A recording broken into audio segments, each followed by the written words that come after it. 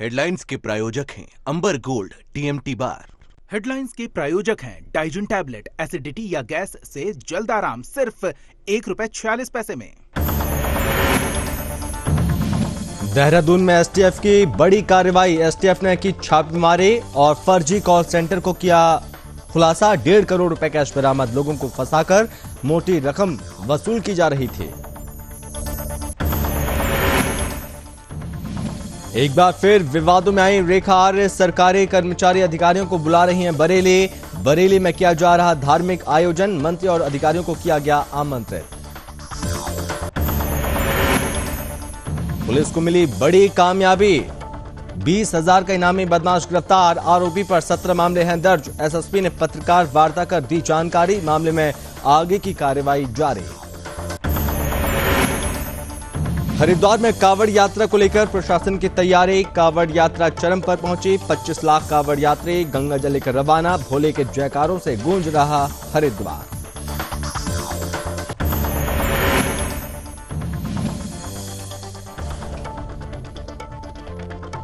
खटीमा में थारू जनजाति समाज ने किया प्रदर्शन। विश्वविद्यालय के प्रोफेसर के खिलाफ नारेबाजी की। थारू जनजाति समाज में एसडीएम को ज्ञापन सौंपा।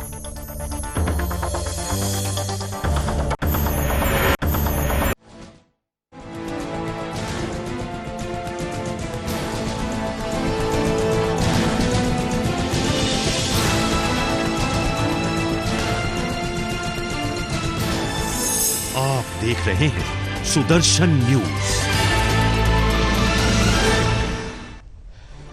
नमस्कार, बहुत स्वागत है आप सभी का अपने उत्तराखंड में। मैं हूं आपके साथ संभव गुप्ता और इस बुलेटिन में हम सबसे पहले बात करेंगे।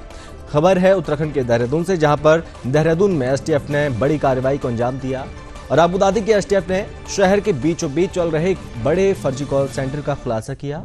इस कॉल सेंटर से एंटीवायरस, कंप्यूटर अपडेट और अन्य कई टेक्निकल चीजों पर लोगों को फंसाकर मोटी रकम जो कि वसूली जा रही थी। बताया जा रहा है कि इस कॉल सेंटर से ज्यादातर भारत से बाहर के देशों के कई लोगों के साथ करोड़ों रुपए की ठगी की जा चुकी है और एसटीएफ ने मौके से करीब 1.5 करोड़ रुपए कैश बरामद किया है। एसटीएफ ने कॉल सेंटर को संचालित कर रहे 14 लोगों को हिरासत में लिया, जिसमें एक महिला भी शामिल है। माना जा रहा है कि इस पूरे गिरोह की मास्टमाइंड ये महिला ही है, जो अपनी टीम के साथ मिलकर अभी तक करोड़ों रुपए की ठगी को अंजाम दे चुकी है। और आबूदादी इससे पहले इसी गिरोह का एक कॉल सेंटर गुड़गांव से भी संचालित हो रहा था, जिस पर पिछले साल कार्रवाई की गई थी। इस साल अभी तक एसटीएफ की फर्जी कॉल सेंटर पर यह सबसे बड़ी इसे कार्रवाई मानी जा रही है। फिलहाल मामले में आगे की कार्रवाई अभी हो रही है।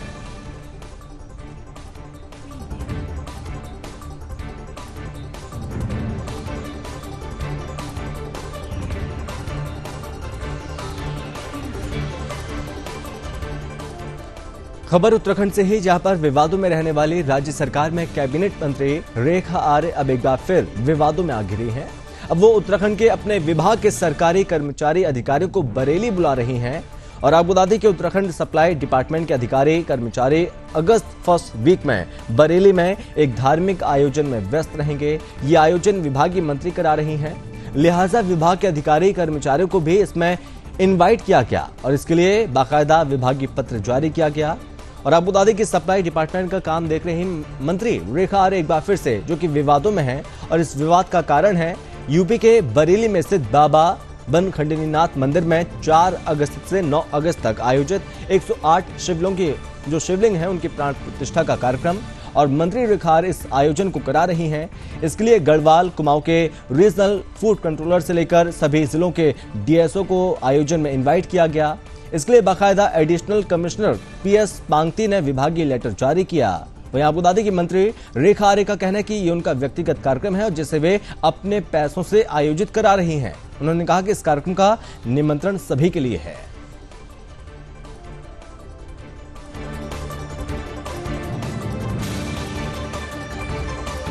देखिए, रेखा आर्य ने निमंत्रण दिया है, कोई कनपट्टी पे बंदूक नहीं रखी है।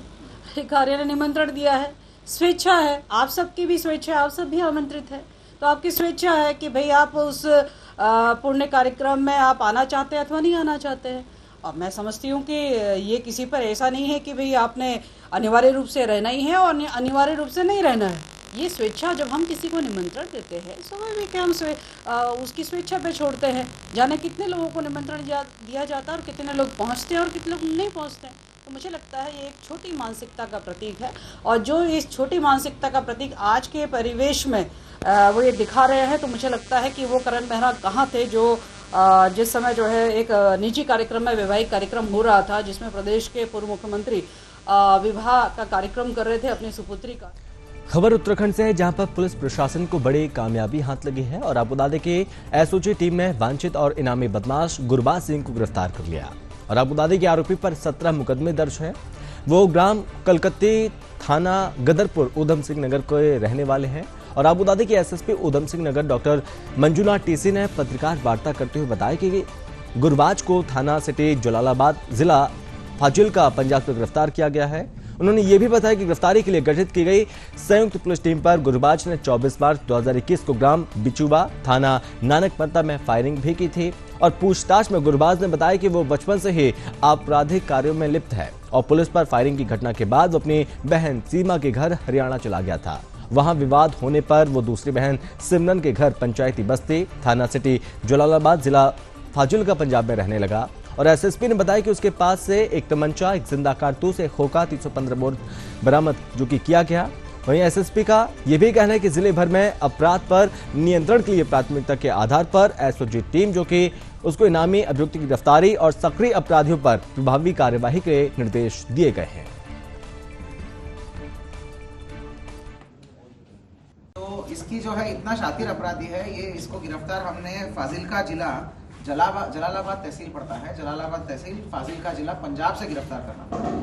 पंजाब से गिरफ्तार करके लाया है बदमाश को, 20,000 की इनामी को। और इसके ऊपर जो है पुलिस मुठभेड़ का भी एक वारदात है, इसमें इसने फायरिंग करा और हमारे कर्मचारियों की ग्रीवियस इंजरी भी हुई थी। तो पुलिस के ऊपर भी गोली चलाने वाला आरोपी है ये। तो ऐसा शातिर अपराधी है। इसको कुल मिला के क्रिमिनल हिस्ट्री देखेंगे, 17 मुकदमे हैं विभिन्न धाराओं का, जिसमें 307 भी है, मारपीट की भी है, बलवा का भी है और उसके अलावा कई सारे चोरी का भी है। क्या चोरी का? बाइक्स का भी है और उसके अलावा आर्म्स एक्ट भी मल्टीपल लगे हुए हैं।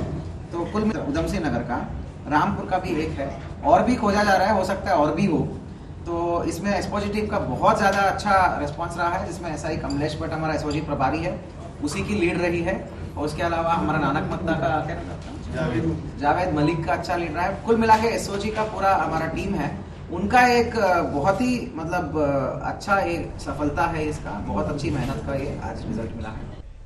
खबर उत्तराखंड के हरिद्वार से, जहां पर पुलिस प्रशासन की तरफ से कांवड़ यात्रा को लेकर पूरी तैयारी की गई है और आपको बता दें कि पंचक खत्म होते ही कांवड़ यात्रा जो कि चरम पर पहुंचने लगी और यात्रा के 7वें दिन 25 लाख कांवड़िए गंगा जल लेकर अपने गंतव्यों को रवाना हुए और यात्रा शुरू होने से लेकर बुधवार तक 73,07,000 कांवड़िए हरिद्वार से गंगा जल लेकर जो कि निकल चुके हैं। बुधवार को हाईवे पर डीजे के साथ सजावटी और लाइटों वाले कांवड़ नजर आई और आपको बता दें कि 24 जुलाई तक ऐसा ही नजारा रहने वाला है। इसके बाद डाक कांवड़ का रेला उमड़ेगा और कांवड़ों पर लगे डीजे पर भगवान का वेश धारण कर कलाकार नृत्य करते हुए नजर आए। हाईवे पर चौराहों पर जाम भी लगा और साथ ही धर्म नगरी में बुधवार सुबह से दोपहर तक बारिश हुई और सड़कों पर पानी भरा रहा, लेकिन कांवड़ियों के कदम ठहरे नहीं और भोले के जयकारों के साथ कांवड़िए अपने गंतव्य की ओर लगातार निरंतर बढ़ते रहे और कांवड़ पटरी से कतार तो हाईवे पर ग्रुपों में डीजे पर गीतों पर उत्साह का माहौल देखने को मिला।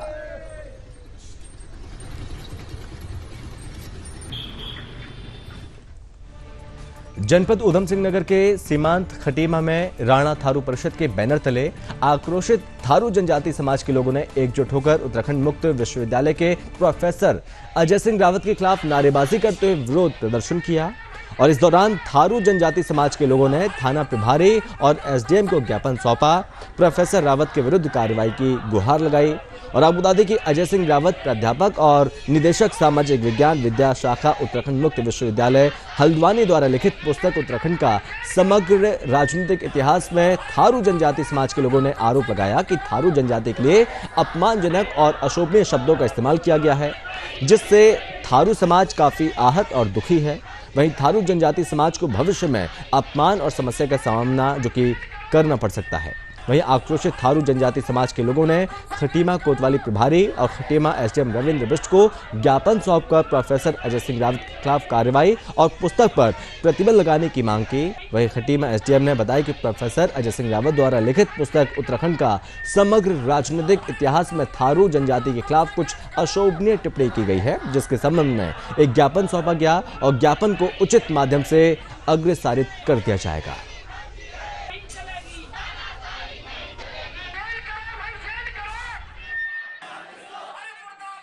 हमारे समाज के लिए जो लिखा है, इससे पूरे समाज में बहुत ज़्यादा आक्रोश है और हम पूरा समाज इनकी निंदा करते हैं और हम तो ऊपर माननीय मुख्यमंत्री जी और प्रशासन से कहना चाहेंगे कि ऐसी कोई किसी वर्ग के लिए ऐसी टिप्पणी ना की जाए जिससे उनके समाज को ठेस पहुँचे, और हम तो चाहते हैं उनके खिलाफ कोई ना कोई उचित कार्रवाई हो। हम लोग सबसे पहले तो उस पुस्तक से ये जो गलत टिप्पणी है ये हटाई जाए, उनके बाद जो भी प्रशासन जो उन्होंने गलतियाँ की है उस समाज के आगे तो अपना माफी या जो भी इस तरह से वो करें, ये हमारी मांगे हैं बहुत सारी। अब हम आंदोलन करेंगे, इससे और उग्र आंदोलन करेंगे। बिल्कुल इसमें ये बैन हो कि किसी समाज के प्रति इस तरह की अवैध टिप्पणी करना बिल्कुल गलत है, बहुत ज़्यादा निंदनीय है। समुदाय के लोग मेरे पास आए थे, उनके द्वारा ये कहा गया कि ये डॉक्टर अजय रावत उनके द्वारा एक पुस्तक लिखी गई है उत्तराखंड का समग्र राजनीतिक इतिहास। उसमें कुछ थारू जनजाति के ऊपर अशोभनीय टिप्पणी की गई है, जिससे शोभित दुखी होकर ये लोगों ने ज्ञापन दिया। ज्ञापन हम उचित माध्यम से। और खबर उत्तराखंड से, जहां पर चंपावत में टनकपुर के वार्ड नंबर 5 के रहने वाली एक महिला पिछले 17 सालों से नगर पालिका से हाउस टैक्स लगाने की गुहार लगा रही थी, लेकिन गुहार लगाने के बावजूद सफलता नहीं मिली, और जिसके बाद पीड़िता पुष्पा देवी ने अंतर्राष्ट्रीय मानवाधिकार संघ के प्रदेश अध्यक्ष विनय शुक्ला से मुलाकात की, मामले की जानकारी दी, और जिसके बाद संघ के प्रदेश अध्यक्ष विनय शुक्ला के 7 महीने के अथक प्रयासों के बाद 2005-2006 से बंद हाउस टैक्स को फिर से सुचारू करवाकर पीड़ितों को न्याय दिलाने में सहयोग किया। और आपको बता दें कि काफी लंबे समय से हाउस टैक्स बंद होने से पीड़िता मूलभूत सुविधाओं से भी वंचित थी और दर दर भटक रही थी, लेकिन मानवाधिकार संघ के हस्तक्षेप से पीड़िता को अब जाकर न्याय मिल पाया। वहीं न्याय पाकर खुश पीड़िता पुष्पा देवी ने अंतर्राष्ट्रीय मानवाधिकार संघ के प्रदेश अध्यक्ष शुक्ला का आभार व्यक्त किया, और इस मामले में संघ के प्रदेश अध्यक्ष विनय शुक्ला ने बताया, हमारी महिला सेल द्वारा पीड़ित पुष्पा देवी का मामला संज्ञान में लाया गया, जिसे 7 महीने के अथक प्रयास के बाद यहां पर न्याय दिलाया जा सका है। और अब बता दें कि संघ के प्रदेश अध्यक्ष विनय शुक्ला द्वारा अपने बनबसा कार्यालय के माध्यम से तमाम लोगों को न्याय दिलाने, कानूनी प्रक्रिया की निःशुल्क विधिक जानकारी का लाभ देकर जागरूक किए जाने का कार्य किया जा रहा है।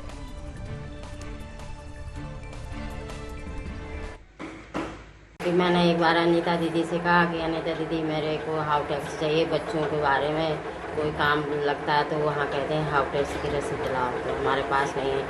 उन्हें दीदी कहीं से जुगाड़ करो तो आप हो जाए। तो दीदी ने फिर शुक्ला जी के जरिए से वहाँ तक हो जाए। नगर पालिका गई थी तो कह रहे हैं न्यायालय जाओ, न्यायालय तो हमारा तो हक है ही, तो न्यायालय तो हम कैसे जाए, छोटे छोटे बच्चे थे उस समय में न्यायालय गई नहीं, तो बहुत परेशान रही। तो अनीता दीदी कहने लगी कि देखो परेशान मत हो, विनय शुक्ला है मानव अधिकार के, वो आपका करते हैं। उन्हीं ने फिर सर को मिलवाया, तो सर ने तक जब जाओ वहाँ पे तो नगर पालिका करें न्यायालय जाओ और न्यायालय से आपका होगा, नहीं हो पाया। इधर उधर सारे कागज़ बताया कि ये कागज़ लाओ, वो कागज़ लाओ, ला के कागज़ भी सब दिए, तब भी बड़ी मुश्किल से सर ने शुक्ला जी ने ये आज अब कटा है। सन 2006 से अब तक नहीं कटा था, अब कट गया। हमारे यहाँ एक महिला सेल की अनीता देवी हैं, जो महिलाओं की दुख परेशानी या किसी भी लीगली समस्या को हमारे पास ले आया जाता है। उनके माध्यम से एक पुष्पा देवी टनकपुर की हैं, उनको लाया गया, जिनकी मुख्य समस्या ये थी कि 2005 और 6 से उनका हाउस टैक्स काटना बंद कर दिया। ऑफिशियली टेक्निकली कुछ प्रॉब्लम्स थी जो काफ़ी समय से परेशान थी, और वो जहाँ कहीं भी जाती थी उसको यही कहा जाता था कि आप कोर्ट के जरिए करवाइए। फिर उनका पूरे दस्तावेजों का अवलोकन करने के उपरांत हमारे द्वारा पत्राचार किया गया और विभिन्न अधिकारियों से संपर्क किया गया।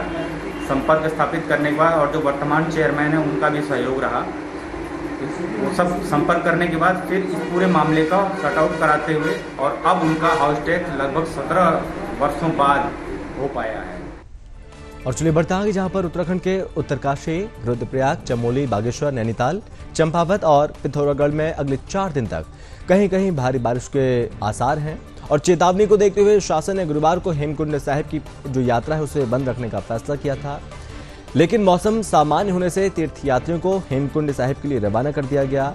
और आबूदादी की भारी बारिश की चेतावनी को देखते हुए प्रशासन ने गुरुवार को हेमकुंड साहिब की यात्रा बंद रखने का फैसला किया था, लेकिन सुबह मौसम सामान्य हुआ, जिसके बाद यात्रा शुरू कर दी गई। हेमकुंड साहिब के लिए गोविंद घाट से 535 तीर्थयात्री घांगरिया के लिए रवाना हुए, जबकि घांगरिया से 450 तीर्थयात्री भेजे गए। और गोविंद घाट गुरुद्वारे के वरिष्ठ प्रबंधक सरदार सेवा सिंह ने बताया, हेमकुंड साहिब मार्ग सुचारू है। क्षेत्र में मौसम सामान्य होने के बाद गुरुद्वारा प्रबंधन ने गोविंद घाट से घांगरिया के लिए तीर्थयात्रियों को जाने की परमिशन दे दी है और बद्रीनाथ धाम की यात्रा भी सुचारू है।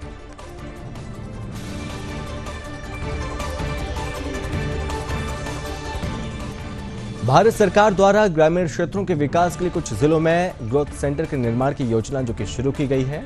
इनमें एक ग्रोथ सेंटर वीरपुर डुंडा में ऊनी वस्त्र उद्योग को बढ़ावा देने के लिए बनाया गया, लेकिन ग्रोथ सेंटर का भवन अभी बनकर तैयार हो चुका है और जिसका भी उद्घाटन भी नहीं हुआ।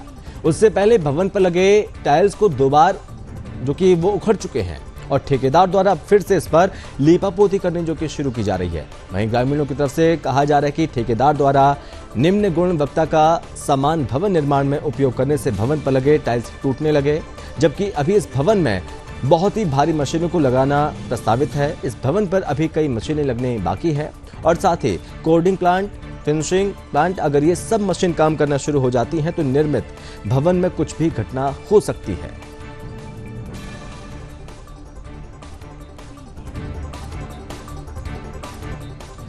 टिहरी जिले के मुनिकी रेती थाना क्षेत्र में नीम के बीच पर बीती 16 जुलाई को डूबे 3 किशोरों में से एक शव बरामद जो कि हो गया है। हालांकि अभी तक 2 किशोरों का कुछ अता पता नहीं चल पाया और बीते 4 दिनों से संभावित स्थानों पर एसडीएफ की टीम का सर्च ऑपरेशन जारी है। और आबूदादी की 16 जुलाई को गुमानी वाला ऋषिकेश का वत्सल बिष्ट अपने दोस्तों के साथ अपना जन्मदिन मनाने ऋषिकेश के पास तपोवन स्थित नीम बीच पर गया था और इस दौरान सभी दोस्त गंगा में नहा रहे थे। तभी एक दोस्त गंगा में डूबने लगा और उसी को बचाने के लिए चक्कर में 2 अन्य दोस्त भी गंगा में कूद गए। पानी की बहाव इतना ज्यादा तेज था कि तीनों गंगा में बह गए और तभी से एसडीएफ की टीम ने तीनों की तलाश में सर्च ऑपरेशन चला रखा है और बीते 4 दिनों से लगातार सर्च ऑपरेशन जारी था, लेकिन पुलिस को उनकी बॉडी नहीं मिल रही थी। वहीं बुधवार को पुलिस ने बैराज जलाशय के पास सर्च ऑपरेशन चलाया तो एक किशोर का शव मिला। जिसका शव मिला उसका नाम वत्सल बिष्ट था। फिलहाल 2 किशोरों की तलाश में पुलिस का सर्च ऑपरेशन अभी भी जारी है।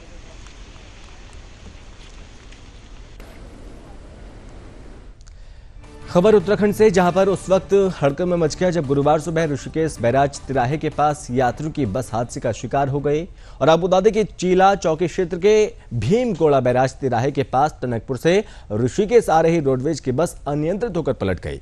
ऋषिकेश की ओर से आ रही कार को बचाने के चक्कर में बस अनियंत्रित हो गई। बस में 35 यात्री सवार थे और जिनमें से 24 यात्री बुरी तरह जख्मी हो गए और जिसके बाद स्थानीय लोगों ने मामले की सूचना पुलिस को दी। मौके पर पुलिस पहुंची। पुलिस ने मामले को दर्ज किया और साथ ही पुलिस ने गाड़ी का शीशा तोड़कर 24 यात्रियों को बाहर निकाला और साथ ही साथ घायलों को हरिद्वार के जिला अस्पताल में भर्ती कराया गया और जहां घायलों का इलाज हो रहा है।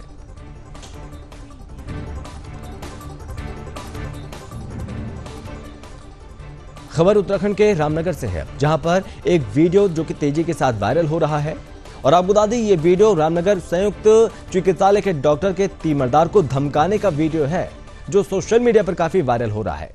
वहीं आबूदादी के अस्पताल के सीएमएस ने कहा कि अस्पताल संचालकों को हर महीने 20 से ज्यादा नोटिस भेजे जाते हैं। साथ ही उन्होंने कहा कि वीडियो देखने के बाद ही आगे की कार्रवाई की जाएगी।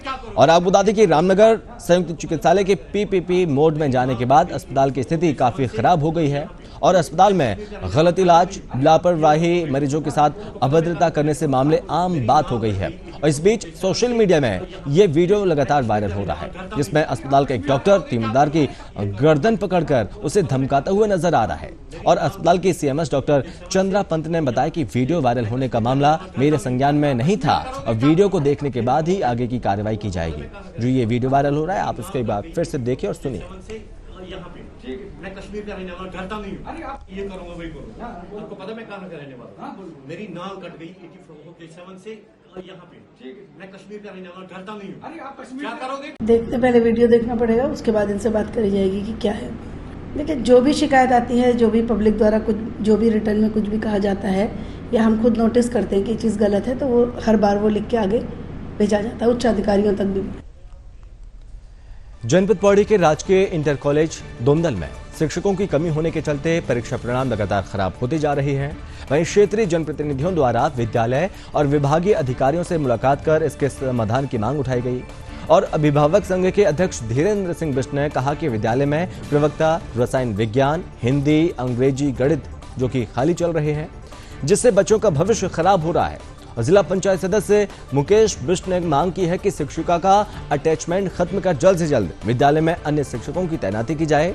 और विद्यालय के प्रभारी प्रधानाचार्य ने स्वीकार किया शिक्षकों की कमी के चलते परीक्षा परिणाम में गिरावट देखने को मिल रही है। वहीं अपर निदेशक माध्यमिक महावीर सिंह बिष्ट ने कहा कि गढ़वाल मंडल के जिन विद्यालयों में शिक्षकों की कमी चल रही है उनमें जल्द शिक्षकों की तैनाती की जाएगी और साथ ही बताया कि 2 साल से जो शिक्षिका अटैचमेंट में चल रही है उन्हें शासन स्तर पर अटैच किया गया है।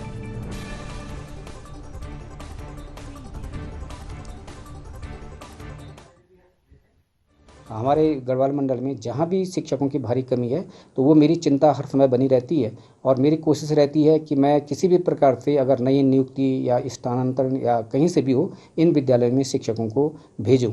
तो मेरा हालांकि दोंदल में इतनी कमी शिक्षकों की नहीं है क्योंकि अन्य भी बहुत सारे स्कूल हमारे हैं पूरे गढ़वाल मंडल में जहाँ पर प्रवक्ताओं की भी कमी है, कुछ LT की भी कमी है।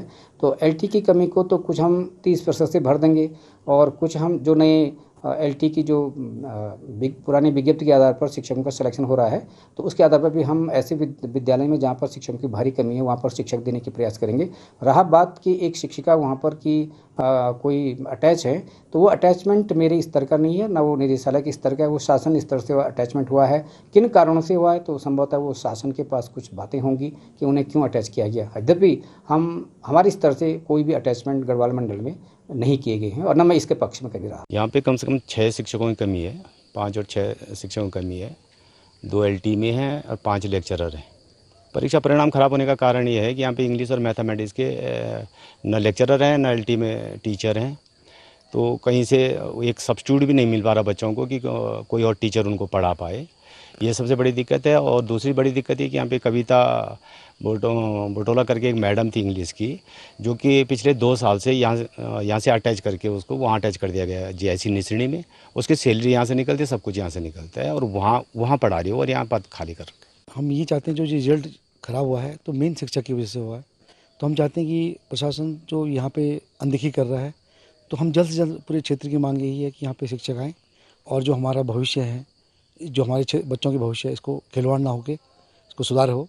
अभी यहाँ पे सुनने में यहाँ पे आया हूँ तो यहाँ पे 12 बच्चे थे हाई स्कूल में जिसमें 9 फेल हो गए हैं और जो 3 पास हुए हैं उसमें भी वो पास हुए हैं जो कि गणित के, जिनके पास गणित नहीं है और जिनके पास इंग्लिश नहीं है। तो और चलिए बढ़ता है कि जहां पर जनपद उधम सिंह नगर के सीमांत खटीमा के लोहिया हेड रोड स्थित नीव नशा मुक्ति केंद्र में भर्ती एक युवक की संदिग्ध परिस्थितियों में मौत हो गई और आगुदादी के केंद्र में भर्ती जिला फर्रुखाबाद के निवासी युवक की जो कि तबीयत बिगड़ी और इसके बाद यहाँ पर संचालक द्वारा उप जिला चिकित्सालय में भर्ती कराया गया, जहां डॉक्टरों ने उसे मृत घोषित कर दिया।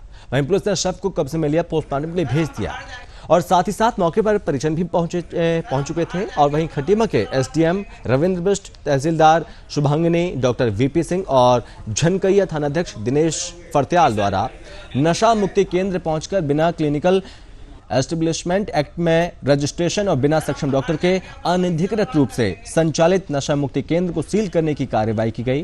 वहीं आबूदादी के केंद्र में भर्ती 30 मरीजों को प्रशासन द्वारा अधिकांश मरीजों को परिजनों को सुपुर्द किया गया। इस मामले में खटीमा के SDM रविंद्र बिष्ट ने बताया पूरे उधम सिंह नगर में अवैध रूप से संचालित नशा मुक्ति केंद्रों के खिलाफ कार्रवाई की जा रही है और इसी क्रम में लोहिया हेड रोड खटीमा स्थित नशा मुक्ति केंद्र का निरीक्षण किया गया, जहां पर बिना क्लिनिकल एस्टेब्लिशमेंट एक्ट में रजिस्ट्रेशन और बिना सक्षम डॉक्टर के अनधिकृत रूप से संचालित नशा मुक्ति केंद्र को सील करने की कार्रवाई जो की गई है।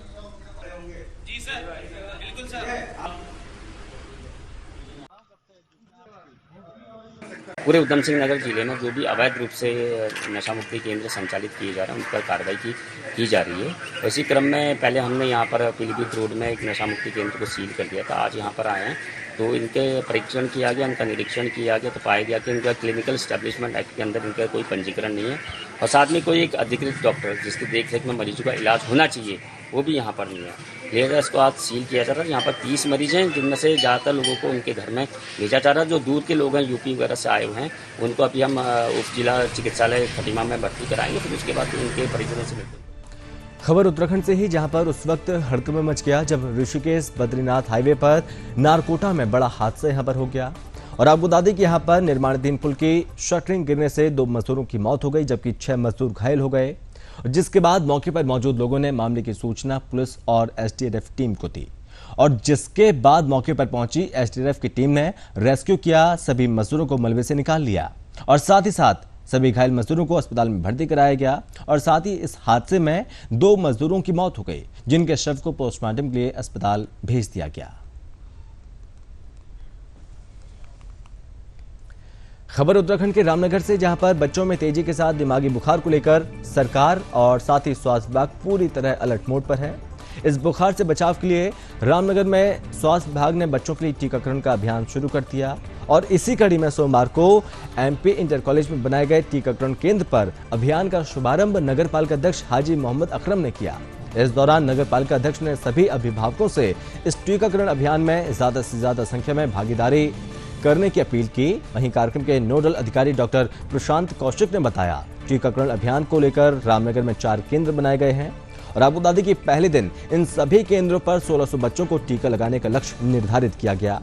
उन्होंने कहा ये टीका 1 से 15 साल तक के बच्चों को लगाया जाएगा और साथ ही 4 सप्ताह तक ये अभियान चलाया जाएगा। इसके बाद अगर जो बच्चे इसमें छूट जाएंगे उनके लिए शीघ्र अगली तिथि घोषित करते हुए उनका टीकाकरण किया जाएगा। डॉक्टर कौशिक ने यह भी बताया कि यहां पर टीकाकरण को लेकर सभी से सहयोग की अपील की है।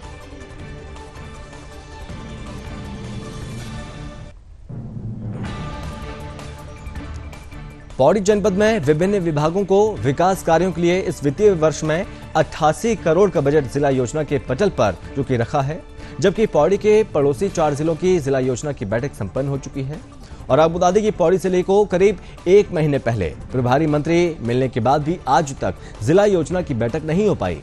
पौड़ी जनपद के लिए काबीना मंत्री चंद्रराम दास को प्रभारी मंत्री जो कि बनाया गया, लेकिन प्रभारी मंत्री द्वारा जिला योजना की बैठक आयोजित नहीं की जाने के चलते अभी तक विकास योजनाओं के लिए अवमुक्त होने वाले राशि को हरी झंडी नहीं मिल पाई है और जिले के 33 विभागों ने करीब 88 करोड़ 4 लाख का बजट जिला योजना के पटल पर रखा है, जिन्हें अब केवल प्रभारी मंत्री के आने का इंतजार है। वहीं पौड़ी जिले के पड़ोसी जिलों की जिला योजना की बैठक जून माह के अंत तक हो चुकी थी, जिनमें रुद्रप्रयाग, उत्तरकाशी, टिहरी और चमोली की जिला योजना की बैठक संपन्न हो चुकी है। जिलाधिकारी पौड़ी डॉक्टर विजय कुमार जोगदंडे ने बताया कि प्रभारी मंत्री चंद्रराम दास की अध्यक्षता में बुधवार 20 जुलाई को जिला योजना की बैठक आयोजित की गई थी, जो कि स्थगित हो चुकी है और जिले में जल्द ही जिला योजना की बैठक आयोजित की जाएगी।